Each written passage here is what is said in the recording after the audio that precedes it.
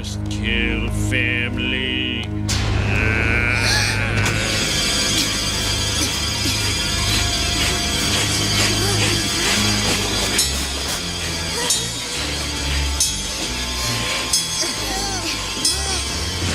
Given rifles, but no ammunition. Fortunately, there was a hardware store along the invasion. Television! Teacher! Mother! Secret lover. Urge to kill. Fading. Fading. Fading. Rising! Fading. Try and future-proof this, because it's not going to air for a while. Yeah, no. Jason, Yeah. we're here for another Ball Blazers. Jason's advised me to try and, quote, future-proof this, unquote, because we're not going to be here for a while, like posting about Ball Blazers for a while. This is the end for a bit, I think, because he has no interest in basketball, and football season is basically over for both our teams. Yeah. So, Jason, who thought it could have gotten this bad?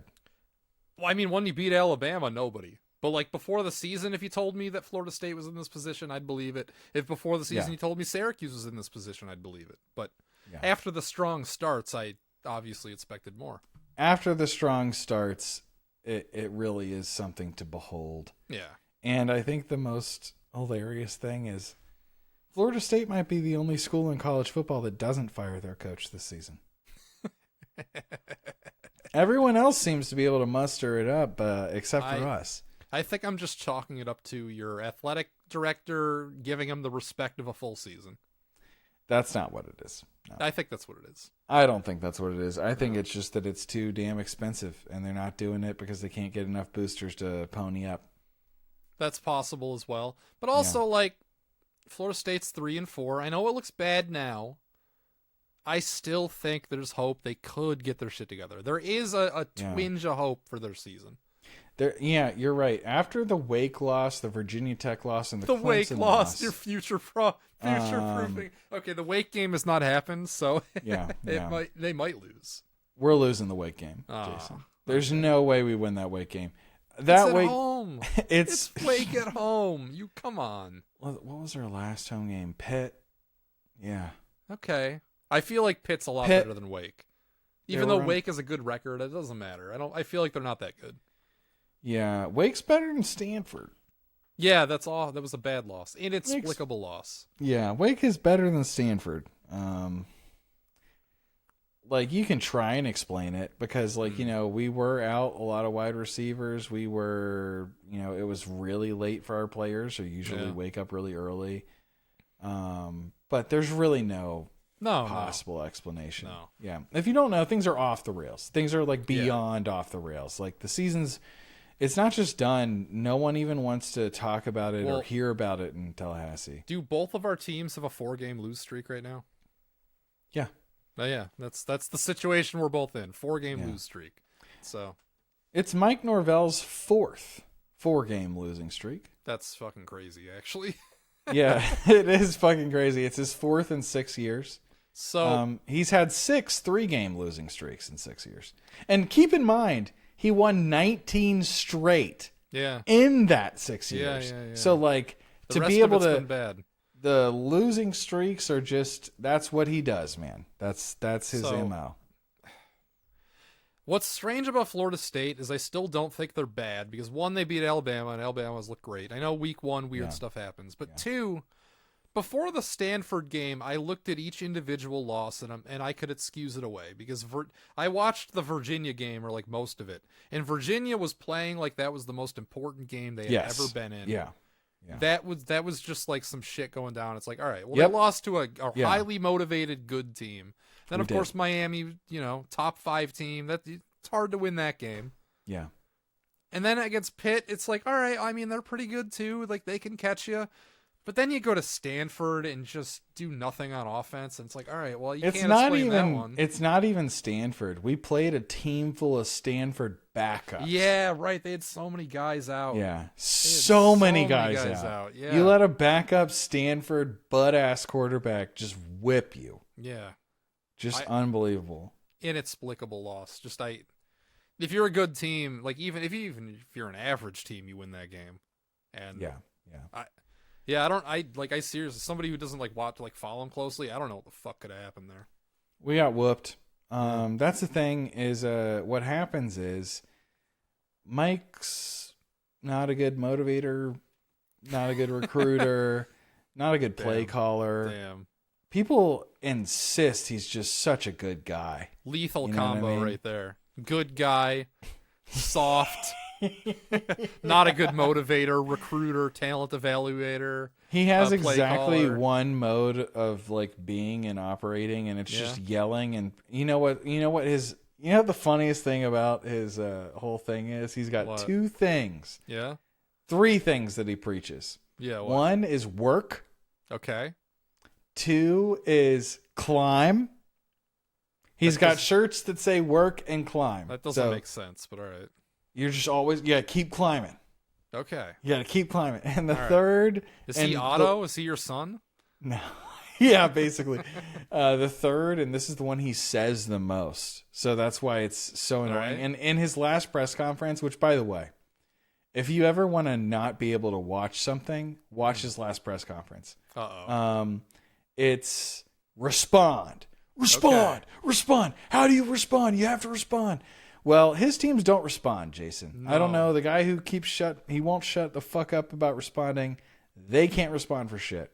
And he doesn't really know what he's doing. He's so in over his head. I'm not the only person saying this.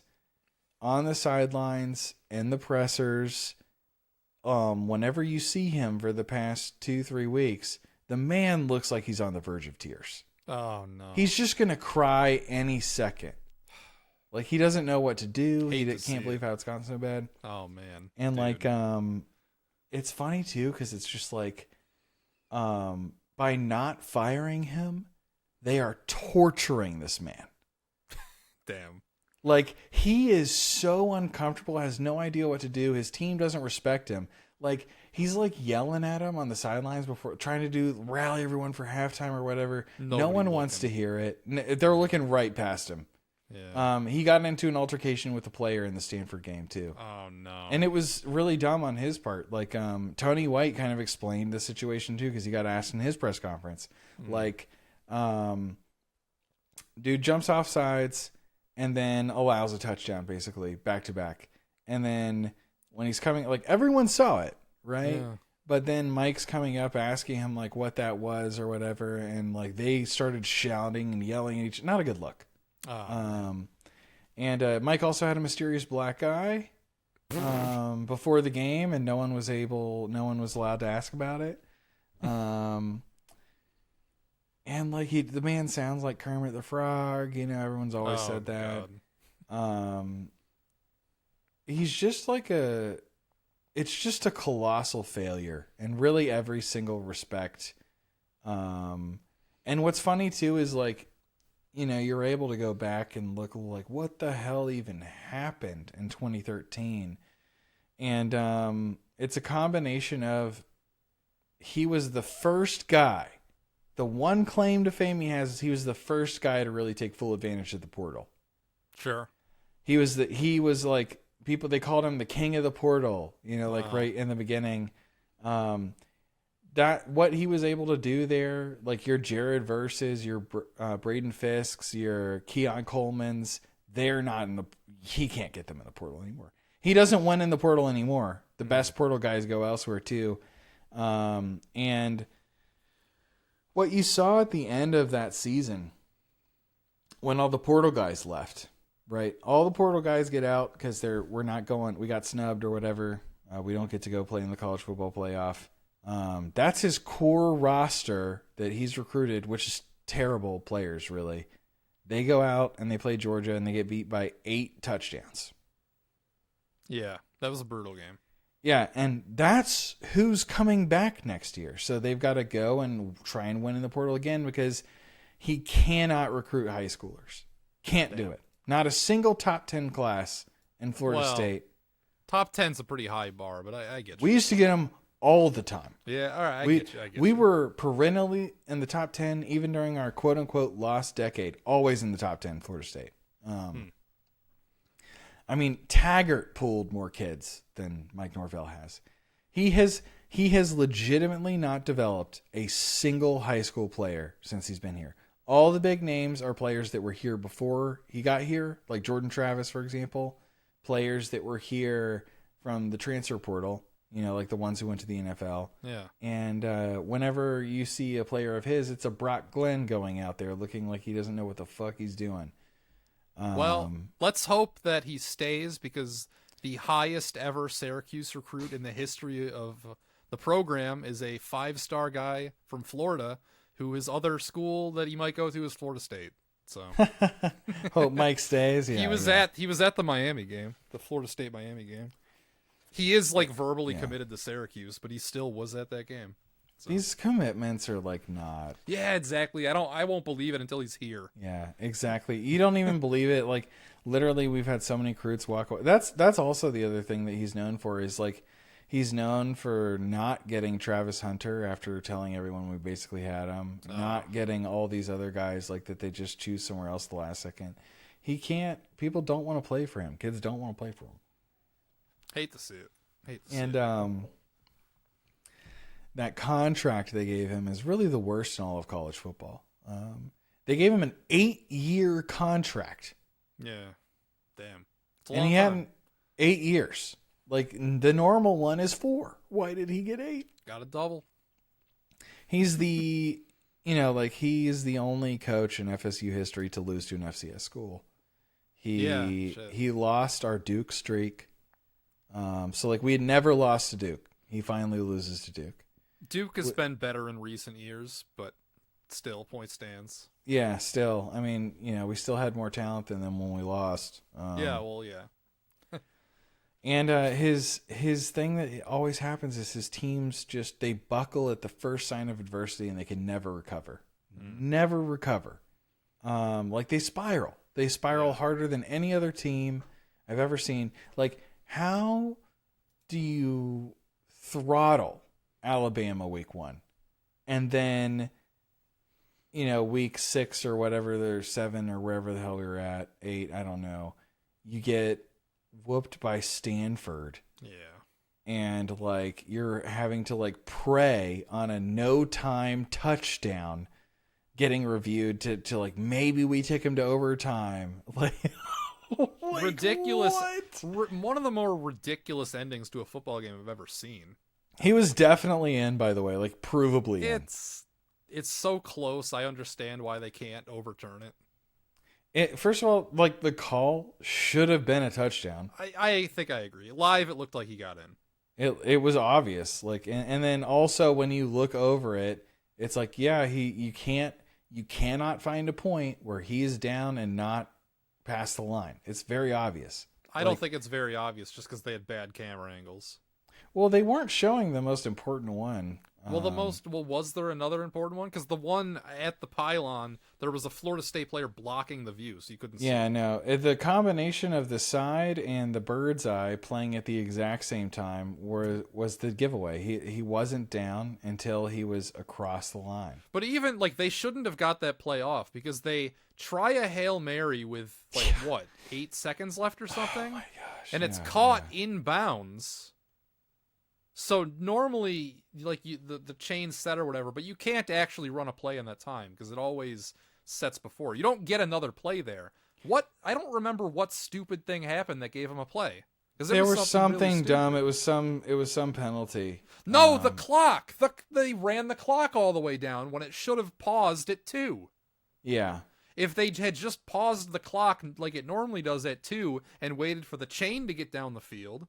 Yeah. Because you only have to set one chain when it was that close, so it would have been set faster. Mm-hmm. And it's at Stanford, so the guy's gonna set it fast probably.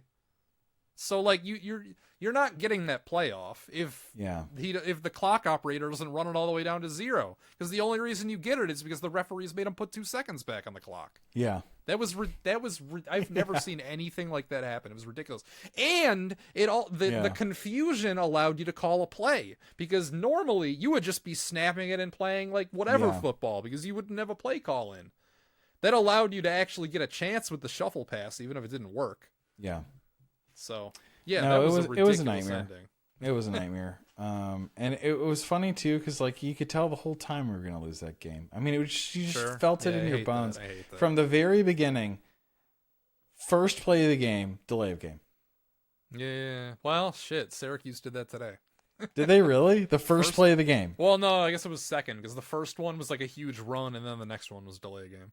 Yeah, first play of the game, delay of game, and Malzahn got asked about it in his presser. Yeah. Once that got some crying. Hi, Otto. He's upset Florida State has a bye week, so they can't lose. Yeah, I woke him up complaining about Florida State. Yeah, he was asking, and he was just kind of like, like we got out there a little earlier than we even usually do, too, or whatever. Which is BS. They didn't, but he was like, "That's a new one. That's a new, that's a new one. Like, never had that happen before. It's just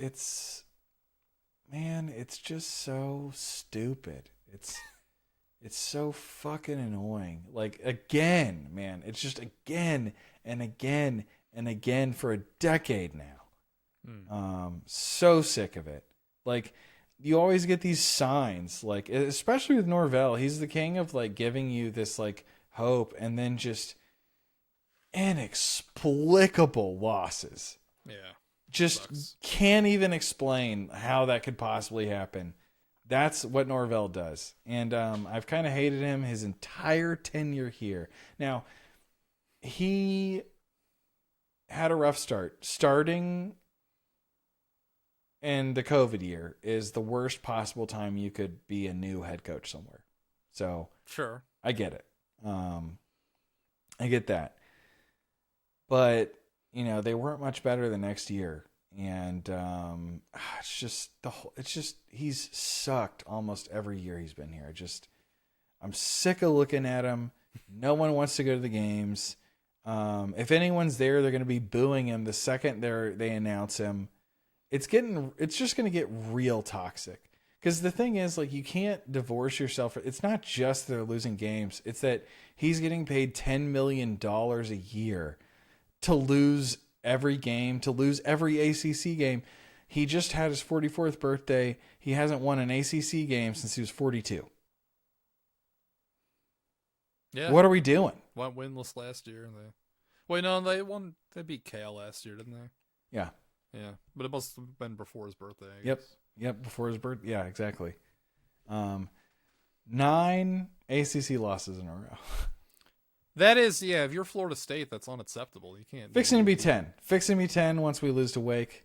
I don't think we're going to lose to. I mean, I didn't think you were going to lose any of these games, but who knows? Last year, you kept telling me, like, yeah, at the beginning, there's no way they keep losing. I'm like, man, I watched the first 2 games.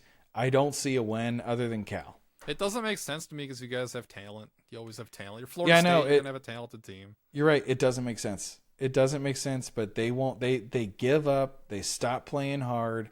And again, even through the Virginia loss and everything, I was still fine because I was like, they played hard. Like, that's all I need.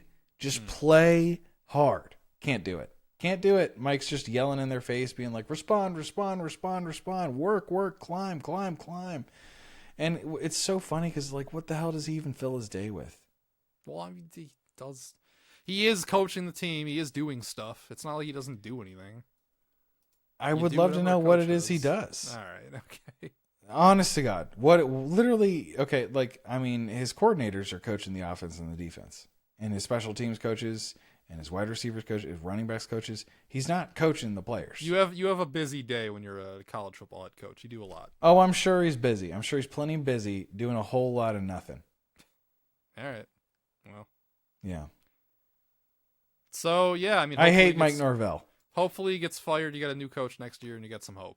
I don't even think firing him fixes anything at this point. Damn. It's so far gone that, like, I think the reason they're holding on is because, like, what difference does it make? Honestly. We're like, maybe, you know what, and fine. If you guys can, over the next year and a half, develop some sort of real plan, let's do that. And just next season's fucked too.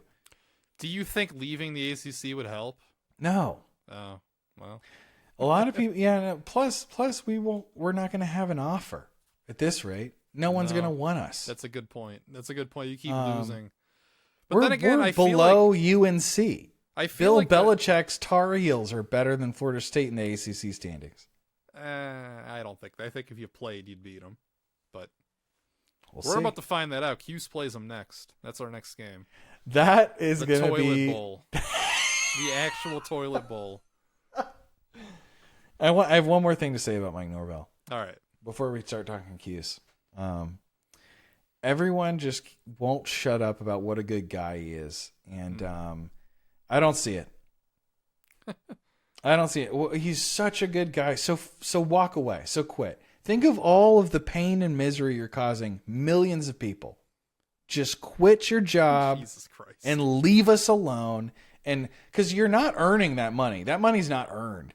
Like a moral man would not just sit there and let things get worse and worse and worse because he can't fucking fix them. You suck, Mike. You're not a good person. Yeah. You should quit your job if you have morals. Okay, I'm done. I feel like I've said everything I could say about Cuse because the story doesn't change. Well, I've been watching, and you're absolutely right about everything you said about Ricky Collins. He sucks. He can't. What's frustrating is that there's an element of randomness to Ricky Collins. I think you've got about a 1 in 5 shot that the play is going to be completely fucked and he's just going to fuck it up. But you've also got a 1 in 5 shot that he's going to hit a guy in perfect stride down the seam and you're going to get 70 yards. I think you've got like an equal but they don't weigh the same, right? Because a disaster in football like just stops all momentum and it just kills it even if you get a big play. Yeah. So this is not even like a new thing in Syracuse history because I remember a few seasons that were fine until our quarterback got hurt and then we didn't win another game, which is the story of this season. We might still beat North Carolina or Boston College because they both look really bad, but at this point it doesn't matter. We're not going to make a bowl game. We have not Boston College looks remarkably bad. North Carolina and Boston College are winnable games. We've had the last 4 games since Angeli got hurt. He's started 4 times. We were not in any of these games. No, none not of for them, a second. They were all They were all over almost as soon as they started. Yeah. This was the best game he played all season, and even you saw it and thought he looked bad. He looked bad, but you're right. The turnover situation was not as bad. No, he didn't turn he turned the ball over one time. He had one sack, right? Or fumble. Yeah, it was a fumble on a sack. I saw that. Yeah. And even then, it was like a tough one because he was getting gang tackled. He was just trying to fight. Yeah, forward. you didn't see it right away. It wasn't like a really obvious bumbling. Yeah. It was like he was getting stood up by a few players, and he just kind of tried to fight for more yards than he should have. It was like one of those situations. So it was like, at least you're trying here. But this was his best game because he was actually completing passes for the most part. I mean, they weren't they weren't good passes, and one of them was like third down in any kind of situation that mattered. You bet your ass he was not completing that to keep any kind of drives alive. So I noticed something really funny that I had no memory of, and I still have no memory of, but I think it's really funny. The first season I remember where this happened, where the quarterback got hurt and we were fucked for the rest of the year, was in 2014. We had a guy named Terrell Hunt was our quarterback. He was as much of a runner as he was a thrower. But he gets hurt 4 games into the year, we're 3-1. And then we would finish 4-8 because we would win one more. And I noticed that our leading rusher on one of the games is this guy named Dixon with 52 yards. And I'm like, wait a second. You mean our punter? Riley Dixon, who's in the NFL now? And it was. In our game in 2014 against Notre Dame, which was a close game, by the way, despite our quarterback being hurt and us sucking. We only lost 31-15. Our leading rusher was our punter. So I just think that's hilarious. That's amazing. I don't remember that. I just happened to see because on ESPN it shows you the leading passer, rusher, and receiver for each game. And I'm like, wait a second, was our punter our leading rusher for this game? And he was, which is very funny. That's amazing. So I noticed that. But yeah, I mean, the same thing happened the next year with Dungy. Dungy was our quarterback. We start out 3-0. Dungy gets hurt, and then we got to play this guy named Zach Mahoney, nicknamed the Sheriff. He never threw for more than 150 yards in any game the whole rest of the year, and we didn't win any other games. And that's what got our old coach fired. And then we brought Hughes has a history of this, man. Good Lord. And then we brought in Dino, and then in Dino's first year, we don't start out as good. We start out 4-2. Okay, no, so we're off to an okay start. So halfway through the year, Dungy, same guy's our quarterback. He gets hurt. We start a few games with Mahoney from the year before, same guys the year before, lose a few games there.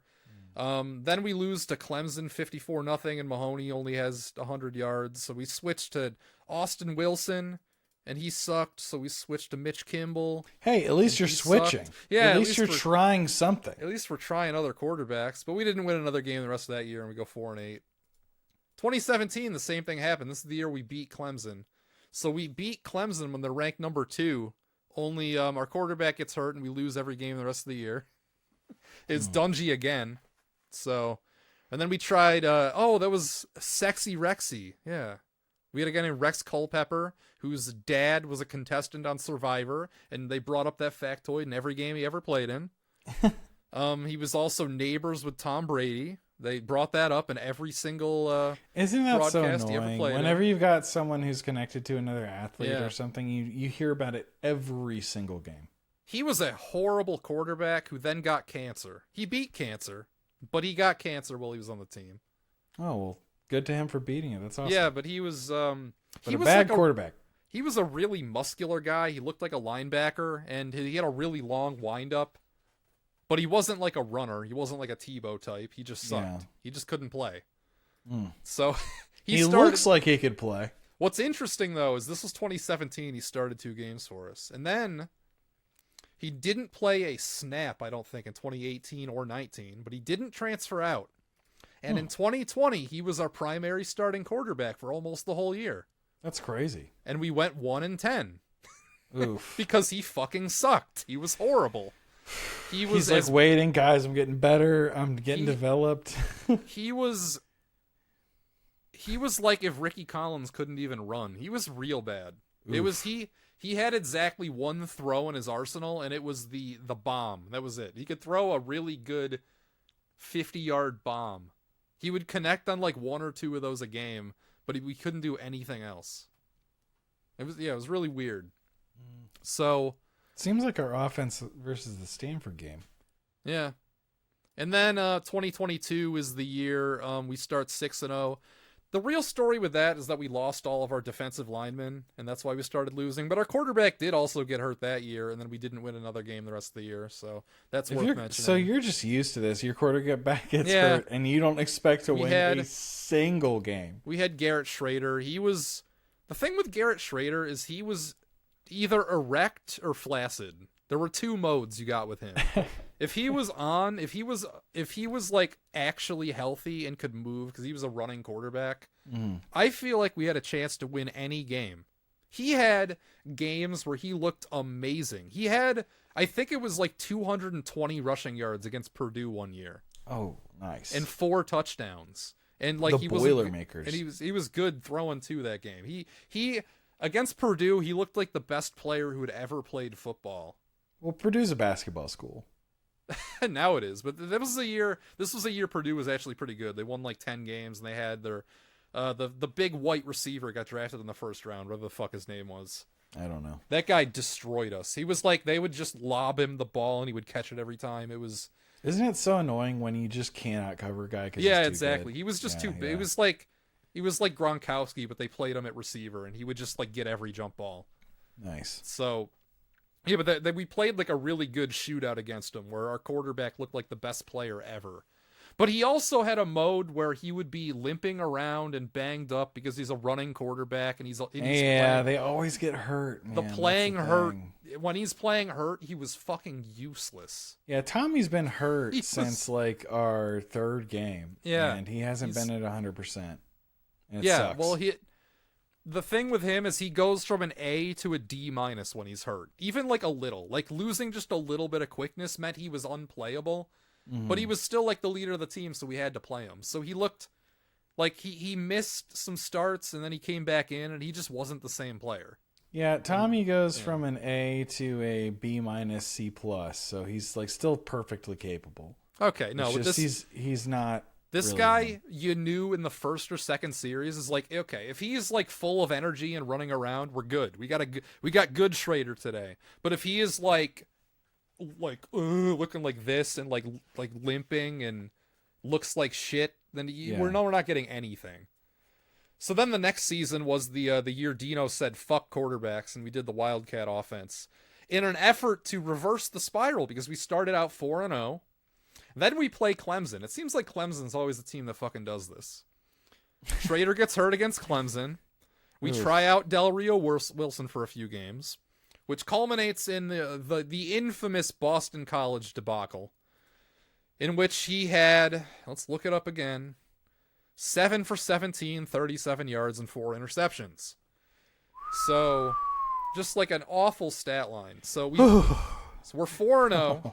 Then that was our 5th loss in a row after that game. So in an effort to save his job and reverse the spiral, Dino decides we're not using a quarterback anymore and we're just doing a Wildcat offense. And it worked. We beat Pittsburgh. We never beat Pittsburgh. We beat Pittsburgh 2 times since like 2005 or some shit. Yeah, that's fucking awesome. That was one of the times. And the Wildcat. Yeah. Eat shit. And then we beat Wake Forest the next week. We kept it up. And they were good. Well, I don't remember if they were good that year, but we beat them. So it all comes down to an away game at Georgia Tech. Basically, Dino wins. He keeps his job for another year. And if he loses, he doesn't. And he lost. It was kind of a close game, but it didn't work nearly as well that time. They were ready. And then, of course... Yeah, the Wildcat, if you know it's coming like 6 weeks out, yeah. Well, it wasn't 6 weeks out. It was like Pittsburgh, it was a surprise. Wake saw it coming, but still couldn't stop it. Georgia Tech stopped it. But then we still made a bowl game. We went 6-6, but they fired Dino anyway. And they brought in Fran, but he wasn't actually the coach for the bowl game. He was just there. So he was already hired, but he wasn't actually acting as coach. We had a position coach acting as our coach.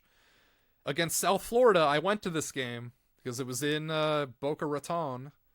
We lost 45-0. We got fucking... Our leading rusher had 37 yards. So, like, in a Wildcat, that's a disaster. So, yeah, we got fucking shellacked in a bowl game. So that brings us to this year where we have Steve Angeli, and he looks really good. We beat Clemson. We're 3-1. And now we bring in Collins, and he sucks. He can't play. He's a bum. Cannot play. He He cannot string together consecutive plays. He just can't do it. And what's astounding, though, is the stats don't look that bad because he's the king of garbage time. Yeah. In the fourth quarter, when like they're already up 30 points and they do the soft zone, he'll hit the check down and get 10 yards at a time. Yeah. He'll do that and make the numbers look respectable. When there's literally no physical chance you can win, they've got their backups in and prevent. It's like, the best asset he had, the best asset he has is that the defense hasn't been good enough to keep us in these games.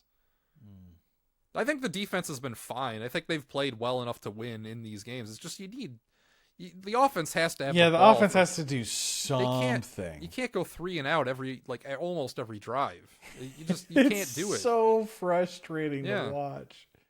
Even like when we scored, we had one. I guess we would have had to have had 2 touchdowns in this game, but I only remember one of them. We scored 1 out of the half in 2 plays. I don't know if you saw this. Mm-mm. Well, we got the ball after the half, and then they actually had a really good camera angle on this. The first play out of the half, they leave one of our receivers wide open, like 30-yard cushion down the field, complete bust coverage.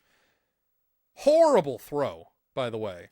Our receiver needs to stop dead in his tracks and turn around to come back to the ball. He's like running like a sprint to the end zone, like, hey, lead me. And Ricky the ball sucks so hard. Yeah, our receiver literally has to stop dead in his tracks and run backwards to the ball. But he was so wide open, we got the completion. So it ended up looking pretty good until you saw the replay and saw how wide open he was and how it wasn't a good throw at all. But then the next play, he throws a fucking dime to another guy streaking like down the sideline. We get a touchdown in 2 plays. It was crazy, but those are the only 2 plays he looked really good. So, damn. Yeah. Well, hey, At least you got some points on the board. Yeah, at least we scored this game. What sucks, though, is that he played just well enough. He played his best game of the year. We never even saw the other guy this game. Didn't see him. I mean, there were 2 chances, I guess, in the fourth quarter in garbage time where he could have thrown out the other guy, but he didn't. So, I wonder what Bill Belichick is going to say about Ricky Collins. Like, if he he's really has good. an assessment. Yeah, he's really good. Yeah. He's really starting to put things together. Fucking, yeah. I really want to hear that. I need to hear that. Another subplot of this has been Fran Brown changing, like our head coach has changed his story almost every week on Ricky. Yeah. When it was first time for him to come in the first game, and I was worried. I said this in Ball Blazers. I was worried. I'm like, I don't know. Against Colgate, he kind of looked like shit in the limited time we saw him. I'm worried. And it turns out it's because he was terrible. He was like absolutely atrocious. That was not an aberration, that horrible interception in the Colgate game. And Fran's attitude then was, well, that's why we paid 2 quarterbacks. And we're just going to hit the ground running. I hate that comment so much. Because the thing is, like, you paid for that? You paid for he's that? getting $750,000 in NIL. Reportedly, that's how much he's making. That's reportedly only $50,000 less than Tommy Castellanos. Oh my God. That's ridiculous if true. Yeah, so I mean, apparently we're giving Angeli a little more than that. I don't know. But fucking still, it's stupid.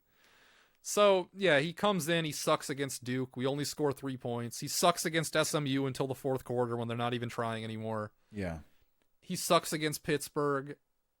And he sucked. I mean, I wouldn't say he sucked. Like, if this were the only Ricky Collins game I saw and I didn't have the other 3 games to go on, I wouldn't be discouraged from this performance alone. He was bad. He was bad in this game. But he was like normal bad. He wasn't like, we can never win another game again bad. Yeah, he didn't have any moment where he like ripped one way over a wide open guy 2 feet in front of him. In fact, he actually hit almost the exact same check down in this game. There was a play where he had the same guy, wasn't nearly as wide open, but he actually put it on him, and we got some yards. I think we got like 20 yards on the play.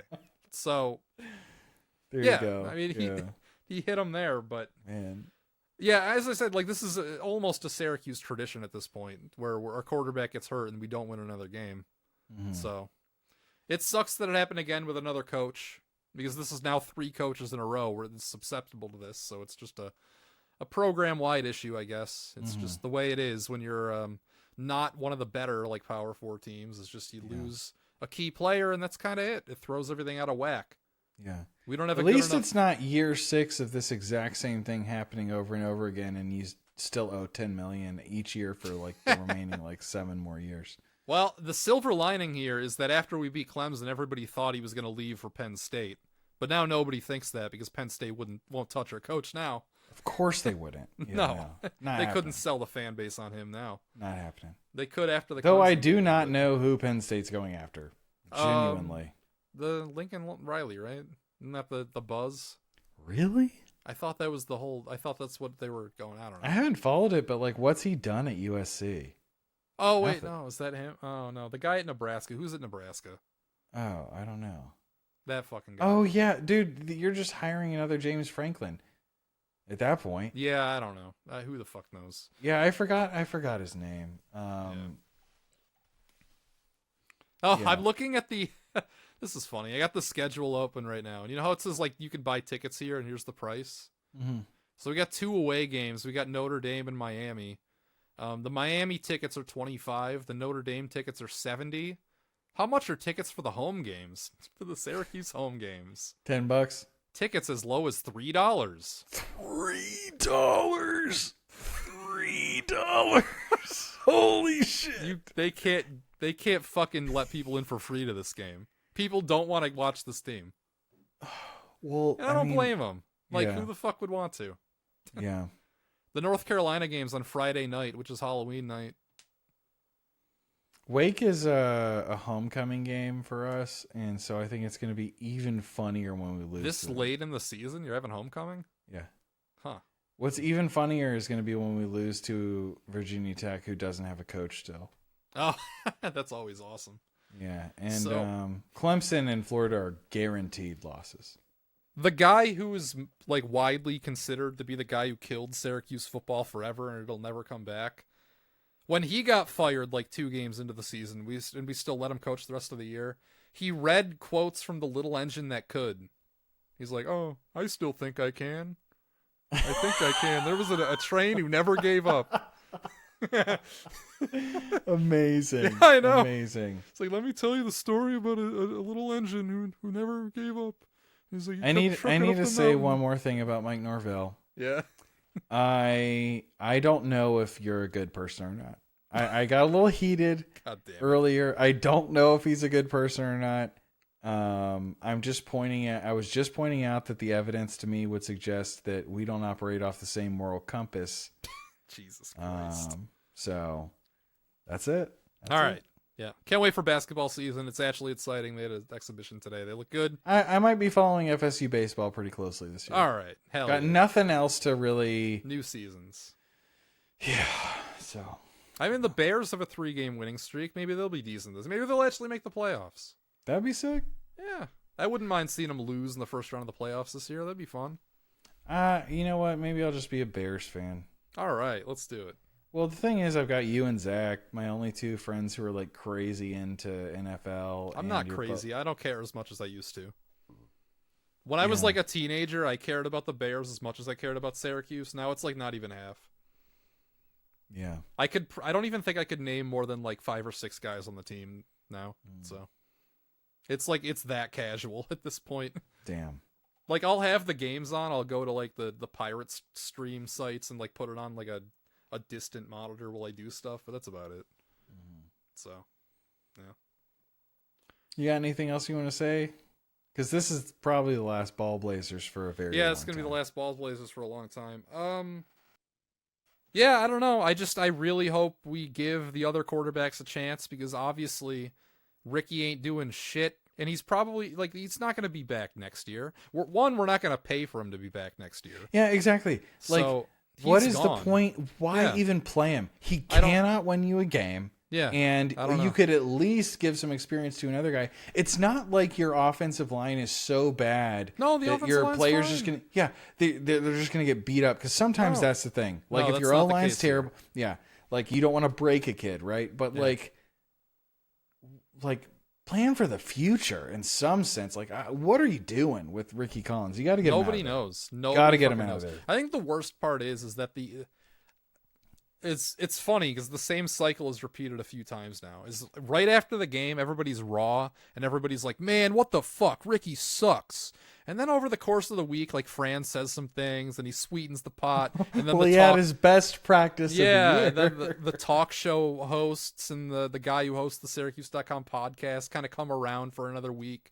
And they start defending him again. And they're like, "Well, yeah, but there's nobody else better on the roster. So, do you really think Fran wouldn't be playing him if he didn't think that he gave us the best chance to win?"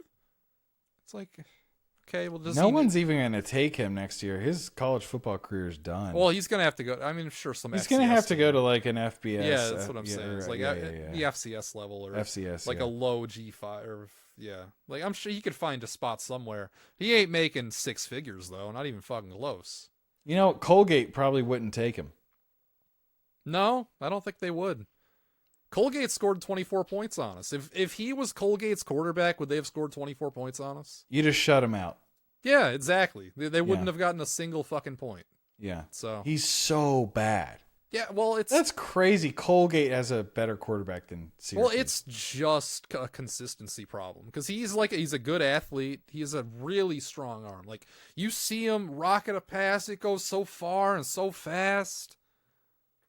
Great practice. No accuracy. Yeah, but no touch, no accuracy. Decision making very poor. He's just not a good player. Yeah. So, yeah, that's all I got. So, peace out. Yeah, See you we're later. miserable over here. Yeah, we are. I'm